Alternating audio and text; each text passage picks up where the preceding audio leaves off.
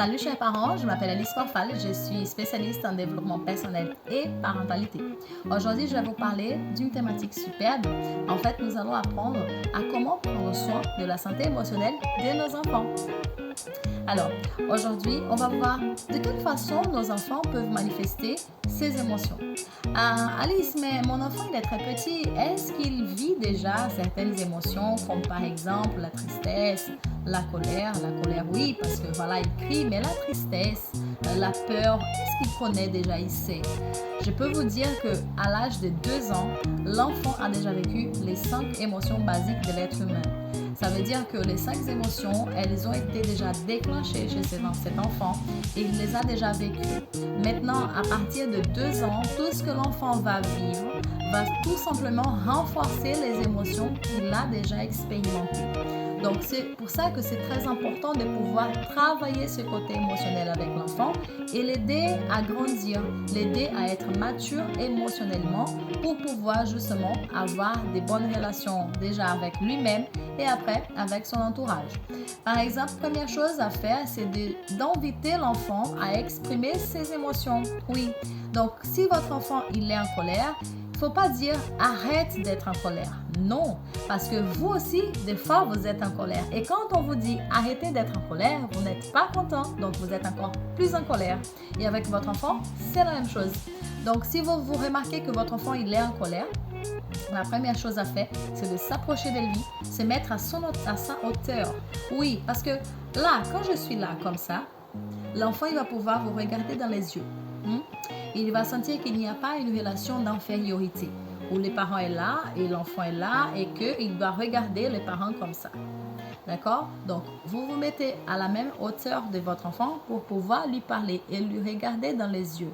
Quand on regarde quelqu'un dans les yeux, c'est beaucoup plus simple de pouvoir comprendre ce qui se passe parce que ses yeux parlent. Oui, bien sûr. Donc après, une fois que votre enfant qui était dans un état de colère, alors il commence à se calmer et vous pouvez commencer à dialoguer. Alors Alice, mais mon enfant quand il est en colère, en fait, il crie, il ne veut pas qu'on s'approche, il se bat, etc. Soyez patient parce que l'enfant, des fois, il ne reconnaît pas en fait cet état, il ne se reconnaît pas lui-même. Donc, si vous approchez de votre enfant et que vous lui dites que vous ne le reconnaissez pas non plus, dans le sens où vous allez crier et que vous allez vous transformer aussi, donc il y aura 2 inconnus qui sont en train de lutter cette bataille infinie, qui n'aura pas fin, infinie. D'accord? Donc, alors, si votre enfant il est en colère, il fait une crise, des fois peut-être au supermarché, à la pharmacie, dans un endroit public que vous avez du mal à gérer, prenez votre enfant dans vos bras, d'accord? Je suis sûre que votre enfant ne sera pas plus grand que vous, donc vous avez la possibilité de vous le prendre dans vos bras. Donc prenez votre enfant dans vos bras, même s'il se bat, ce n'est pas grave. Essayez de maintenir le calme, la sérénité. Faites l'exercice de respiration que vous souhaitez que votre enfant fasse, ok? Donc, vous le prenez dans vos bras, vous respirez, ok? Et vous dites, ok, on se calme, on respire. Allez, on respire avec maman. Je comprends que tu sois en colère. Je sais que tu avais envie de manger ces biscuits ou ces bonbons. Mais écoute, maman ne peut pas acheter les bonbons aujourd'hui. On n'est pas venu au supermarché pour acheter des bonbons. Donc, on va respirer, on va essayer de comprendre, d'accord? Donc, on parle tranquillement. La douceur de notre voix va apaiser notre enfant. Et c'est ce dont il a besoin, chers parents. Il a besoin de sentir cette douceur qui vient de vous.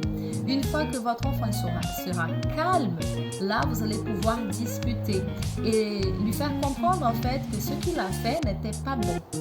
Et en fait, vous n'allez pas lui dire, tu vois ce que tu as fait, c'est pas bon, hein? Alors, je t'ai déjà dit, je n'aime pas ça. Non. Bien au contraire, on essaye de faire l'enfant penser. On essaye d'apprendre l'enfant à réfléchir. Donc, au lieu de lui dire, tu sais, ce n'est pas bon hein, ce que tu as fait, on va dire, alors, qu'est-ce que tu penses de ce qui s'est passé? Tu as aimé ce que tu as fait? Tu as aimé pleurer et te battre comme ça? Alors, comment tu t'es senti? Tu es triste? Et s'il commence à pleurer, oui, tu pleures, c'est ça, ça fait mal, n'est-ce pas? Oui, je comprends. Moi aussi, j'ai eu envie de pleurer. C'est pour ça que je suis là avec toi. Donc, allez, viens, embrasse-moi. Donc, on embrasse notre enfant. Il faut qu'il sente en fait qu'il y a quelqu'un, il est un adulte, il y a quelqu'un en qui il peut faire confiance. Et il faut qu'il sente aussi que s'il est dans un moment de faiblesse, il y a quelqu'un qui est plus fort que lui, qui peut l'aider à surmonter ce moment difficile. Donc, aider votre enfant à gérer ses émotions, ce n'est pas une tâche facile, mais c'est possible. Une fois que l'enfant s'est calmé, vous pouvez aussi continuer à lui poser des questions en lui demandant « Alors, comment tu penses qu'on pourra gérer ça une autre fois? Tu sais, tu as compris pourquoi maman ne peut pas t'acheter les bonbons aujourd'hui? Un autre jour peut-être, quand on va faire un accord en partant à la maison et on va se mettre d'accord pour que je puisse acheter le bonbon, acheter le biscuit. OK? Donc, pour que votre enfant puisse comprendre en fait qu'il n'est pas un objet, mais que vous pouvez lui parler, il est capable de comprendre, il est capable d'interagir avec vous et vous pouvez vous comprendre mutuellement. OK? Donc voilà, c'est quelque chose en fait de très très importante quand on est face à une situation un peu dérangeante comme celle-là. J'avais noté aussi d'autres choses qui sont importantes. Il ne faut pas surcharger votre enfant mentalement, ok? Toujours en lui disant, il ne faut pas faire ça, je t'ai déjà dit, je ne te rappelle pas, alors rappelle-toi. Non, si l'enfant il a oublié, ce n'est pas grave. Si votre enfant il a fait quelque chose qu'il ne fallait pas, c'est parce qu'il a oublié, ok? Ou parce qu'il n'a pas su se maîtriser, gérer ses propres émotions. Donc vous n'avez pas besoin de lui dire, je ne te rappelle pas, je t'ai déjà dit. Non. Alors au lieu de dire ça, vous allez lui poser la question, alors pourquoi tu as fait ça? Et l'écouter. Quand on pose une question, on écoute la réponse, ok, chers parents? Donc on écoute la réponse parce que nous, quand on nous pose une question, on veut bien que la personne prenne du temps pour écouter notre réponse. Pareil avec vos enfants. Posez une question, prenez du temps pour écouter sa réponse. Ok? Autre chose aussi intéressante, essayez toujours de privilégier les sentiments d'appartenance familiale.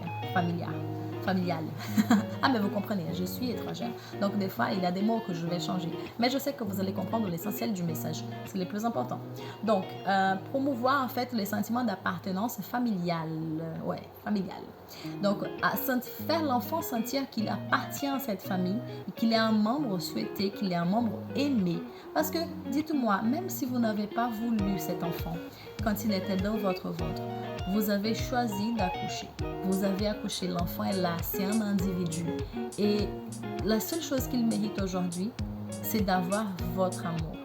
Et chers parents, si vous êtes en souffrance émotionnelle vous-même, n'hésitez pas à chercher un professionnel compétent qui va pouvoir vous aider en identifiant cette souffrance émotionnelle, en identifiant ce problème pour que vous puissiez donner les meilleurs que vous avez à vos enfants.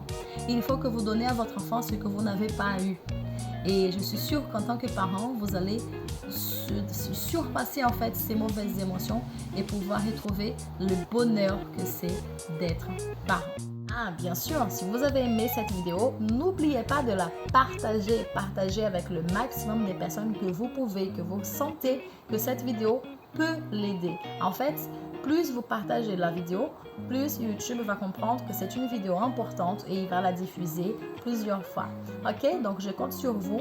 N'oubliez pas de dire que vous aimez la vidéo, likez s'il vous plaît et si vous pouvez bien sûr partager pour que plus de parents puissent apprendre à gérer les émotions de ses enfants. À bientôt!